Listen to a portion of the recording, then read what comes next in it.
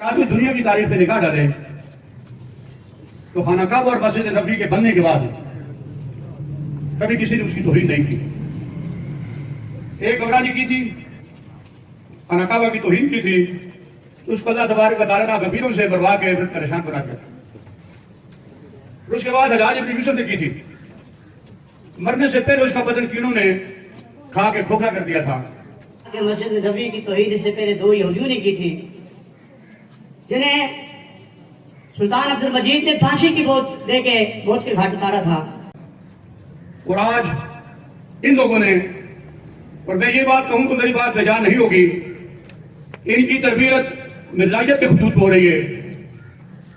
वही अंदाज है, उलमा की तौहीन है, अपनी बात पर डटाई है, अपनी बात पर इसरार है। यहूदियों का एजान और यहूदियों ने इसको तैयार करके भेजा है। पहले इसका मंशूर ये था, उलमा से अवाम का रिश्ता काटो, ना जो अवाम से काटा गया, छोटे छोटे बच्चों को माँ बाप का भागी और नाफरमान बना दिया। आज फेसबुक उठा के देखो, सबसे ज्यादा लोग रमेश कलिमात उलमा के बारे में आ रहे हैं।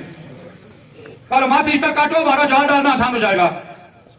हम अपना रो रहे थे, हमारी बात तो जो हुई हुई, अब तो हुजूर पाक सल्लल्लाहु अलैहि वसल्लम की खतरे में है। बदबख्तों ने जालिमों ने, खुदा ने गारत करे। और आपने भी देखा होगा, मैंने भी देखा फेसबुक पे, वो जिनको अस्करियां लगी उनमें सलवार वाला एक भी नहीं है, सारे पेंट वाले हैं। अब भी देख लो उठा के, वो बाहर से पकाए।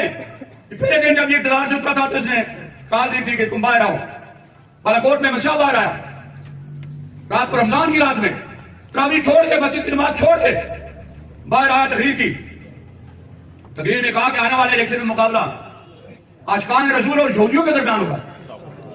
हमें यहूदी का, मुसलमानों को यहूदी का, आने वाले इलेक्शन में आशिक रसूल रसूल सवेरे उठ अपनी दाढ़ी को गंदी नाली में फेंकता है, वो आशिक रसूल है और लगा यहूदियों के एजेंट हैं। ये इनके नजरियात है। फिर जुम्मे मैंने लिया उसको, फिर मैंने उसकी हजामत की जुम्मे वाले दिन। अब भी करूंगा इंशाअल्लाह, इनमें भी करूंगा। तो मैंने कल जुम्मे में भी कहा, तू अपने आप को सैयद कहता है, तुझे तजदीद निकाह करनी चाहिए। तूने मुसलमानों को यहूदी कहा, मुसलमानों को यहूदी कहने वाले का इस्लाम ईमान खत्म हो जाता है। दोबारा कलमा पढ़ के तजदीद ईमान करो, दोबारा निकाह कर। वो की जो भागी हुई है लड़की, जो पंजाब में पढ़ा, नाम लेना मैं अपनी जुबान की तौहीन समझता हूँ, वो जो तबादलों पर और तसलियों पर करोड़ों रुपए लेती थी, जी जहाज जो आया था इसके लिए, लाहौर से इस्लामाबाद, इस्लामाबाद से लाहौर, ये उसने भेजा था।